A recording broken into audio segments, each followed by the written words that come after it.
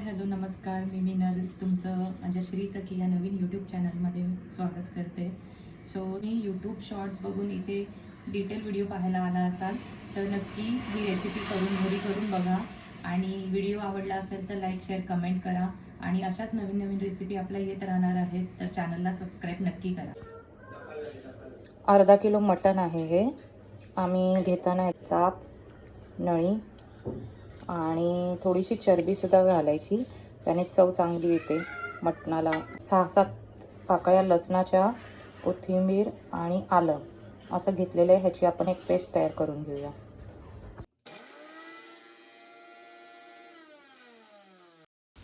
Paste तयार करताना अजिबात पाणी ॲड करू नका, त्यामुळे चवीमध्ये थोडाफार बदल होतो त्याकरिता. अर्धा किलो मटणाकरिता मी 5 मीडियम साईजचे कांदे घेतलेले आहेत. ते आपण असे उभे कापून घ्यायचे आहेत आणि कांदा चिरताना डोळ्यातनं पाणी येणार नाही हे तर होणारच नाही.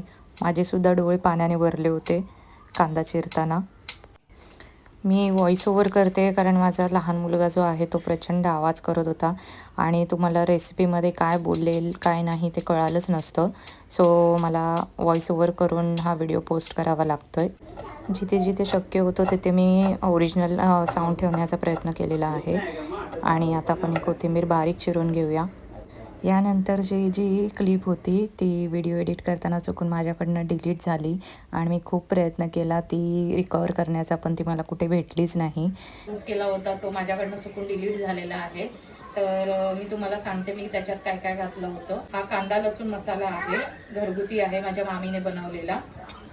आणि त्याच्यानंतर याच्यामध्ये हळद, पाव चमचा हळद, 2 चमचे मी लाल तिखट मसाला टाकलेला आहे, चवीप्रमाणे मीठ आणि हा चाट मसाला आहे तो घाला नक्की, कारण हे घातल्याने एक वेगळी चव येते मटणाला, तर हे जरूर घाला. आणि त्याच्यानंतर चिकन मसाला जो तुमच्याकडे अवेलेबल असेल तो घालू शकता तुम्ही. मटणामध्ये हे मसाले सगळे ॲड केल्यावरती 1 चमचा तेल टाकून त्याच्यामध्ये आपण जो कांदा चिरला होता तो ॲड करायचा आहे. त्यानंतर कोथिंबीर आणि आपण जी अद्रक लसूण आणि कोथिंबीरची पेस्ट बनवली होती तीसुद्धा ॲड करायची आहे. आणि हे सर्व जिन्नस एकत्र पूर्ण एक मटणाच्या पीसला लागला पाहिजे अशा पद्धतीने मटणाला चोळून घ्यायचे आहेत. कुकरमध्ये जास्तीत जास्त अर्धा ते 1 चमचा तेल पुरेसा आहे. सो त्याच्यामध्ये हे बघा, हे मिश्रण असं दिसतं. हे कुकरमध्ये टाकूया आणि व्यवस्थित तो कांदा व्यवस्थित असा शिजला पाहिजे, थोडा नरम पडला पाहिजे. त्या पद्धतीने आपण सर्व मिश्रण कुकरमध्ये टाकून हलवून घेऊया.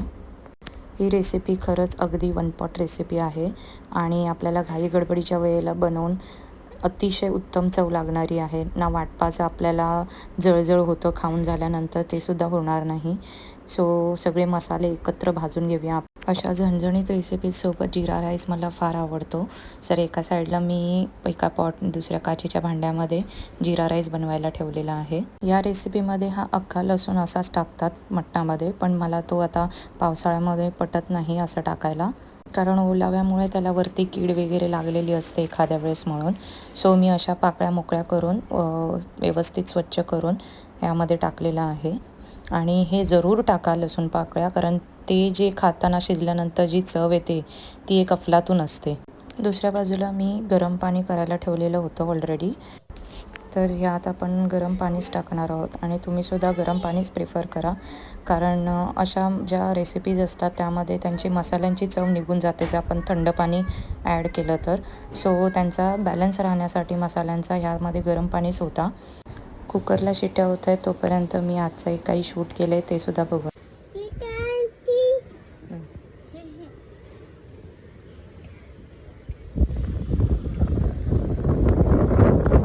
आज वारा इतका आहे की आमचं मोगऱ्याचं झाड पडलंय खाली.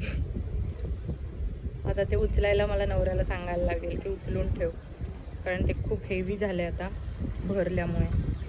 आमचं निसर्गरम्य वातावरणातील घर हा मी व्हिडिओ शूट केलेला आहे. माझा फर्स्ट ब्लॉग आहे तो. जर तो तुम्हाला डिटेलमध्ये पाहायचा असेल तर मला नक्की कमेंटमध्ये सांगा, मी पुन्हा एकदा शूट कर. कुकरला मी 4 शिट्या काढून मटण शिजवून घेतलेलं आहे. मटण कधी कधी 5-6 शिट्यांमध्ये शिजतं, कधी 4, कारण ते जसं असतं त्यावरती डिपेंड करतं. जर जून असेल तर जास्त शिट्ट्या लागतात. इथे मी चेक करत होती मटण शिजलं आहे की नाही, आणि ते फार गरम होतं तरी व्यवस्थित चेक केलं मी, व्यवस्थित शिजलं होतं. बघू शकता तुम्ही पूर्ण व्यवस्थित शिजलं आहे. इथे मी माझ्या नवऱ्याला आता जेवणाचं ताट करून दिलेलं आहे त्याची रिॲक्शन कॅच करण्यासाठी.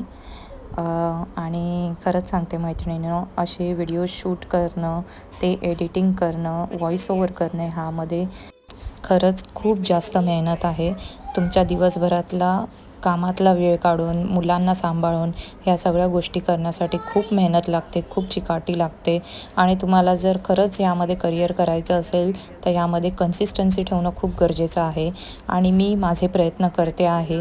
जर तुम्हाला माझे व्हिडिओज व्लॉग्स खरंच खूप आवडतील तर माझ्या चॅनलला नक्की सबस्क्राईब करा. मी खूप सारे व्लॉग्स अजून घेऊन येणार आहे. तो पुन्हा भेटूया पुढच्या व्लॉगमध्ये.